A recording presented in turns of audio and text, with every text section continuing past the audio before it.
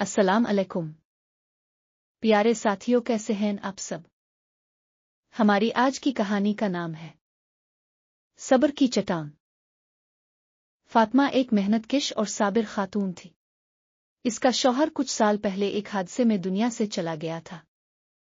तब से वो अपने 3 कमसुन बच्चों के साथ जिंदगी की मुश्किलात का मुकाबला कर रही थी। फातिमा सिलाई का काम किया करती थी और दिन रात मेहनत करके अपने बच्चों के लिए 2 वक्त की रोटी का बंदोबस्त करती थी। इसका छोटा सा मकान जो उसके शौहर ने बहुत मशक्कत के बाद बनवाया था, ये घर उनके सरों पर अल्लाह के करम का साया था। फातिमा के इलाके में एक दौलतमंद शख्स फिरोज खान रहता था जो पैसे और ताकत के नशे में चावर था। बहुत वक्त से इसकी नज़र बेवा फातिमा के मकान पर थी, क्योंकि वो मकान इसके बनाए हुए एक नए तिजारती मरकज के करीब था। फिरोज खान ने फातिमा को कई बार पेशकश की कि वो मकान इसे बेच दे, लेकिन फातिमा ने साफ इनकार कर दिया था। ये मकान सिर्फ ईंटों और पत्थरों का मजमुआ नहीं था, बल्कि इसके शौहर का मोहब्बतों भरा तोहफा और उसके बच्चों की उम्मीद का वाहिद मरकज था।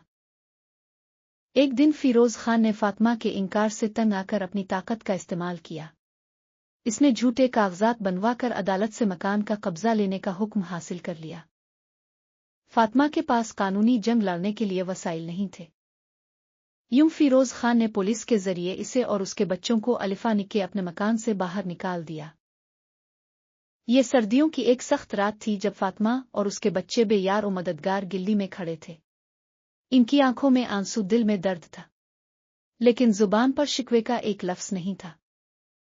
फातिमा ने अपनी बेटी के आंसू पोंछे और कहा, बेटा, ये दुनिया एक आर्जी ठिकाना है।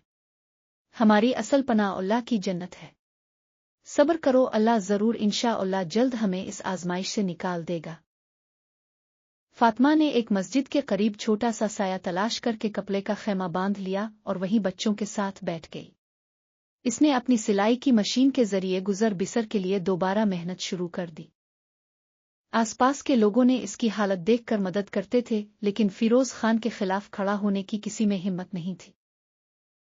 महीने और साल गुजरते चले गए। फिरोज खान का कारोबार उसकी बेईमानी और जुल्म के बाइस तबाह होता चला गया। रफ्ता रफ्ता इस पर मुश्किलात के हालात गुजरने लगे। इसके मंसूबे नाकाम होते गए। आहिस्ता आहिस्ता इसकी दौलत खत्म होने लगी। दूसरी तरफ फातिमा की मेहनत और दुआओं से इसके बच्चे कामयाबी की मंजिलें तय करते गई, मगर फातिमा के लिए 10 साल का ये अरसा बड़ा तकलीफ दे था। इसके बच्चों ने मुसलसल जान तोड़ मेहनत से तालीम हासिल की और एक दिन ऐसा आया कि इसके बेटे ने एक अच्छा ओहदा हासिल कर लिया।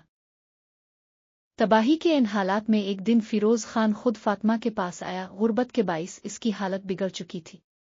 वो फातिमा से मुआफी मांगने आया था। फातिमा अपने रब की रजा पर राजी थी। इसने फिरोज खान की उजली हालत देखकर इसे मुआफ कर दिया, क्योंकि इसने हमेशा अल्लाह की रजा पर भरोसा रखा था। फिरोज खान ने अपनी गलती का एतराफ किया और मकान वापस करने का वदा किया। फातिमा आज बहुत खुश थी कि इसने सब्र और इस्तिकामत से अपनी औलाद को एक बेहतर मुस्तकबिल दिया था। बेशक सब्र और इस्तिकामत के जरिए ही कामयाबियां मिलती हैं, बगैर मशक्कत के कुछ हाथ नहीं आता। प्यारे साथियों, ये थी हमारी आज की कहानी। उम्मीद है सबको पसंद आई होगी। अब इजाजत जी। अल्लाह हाफिज।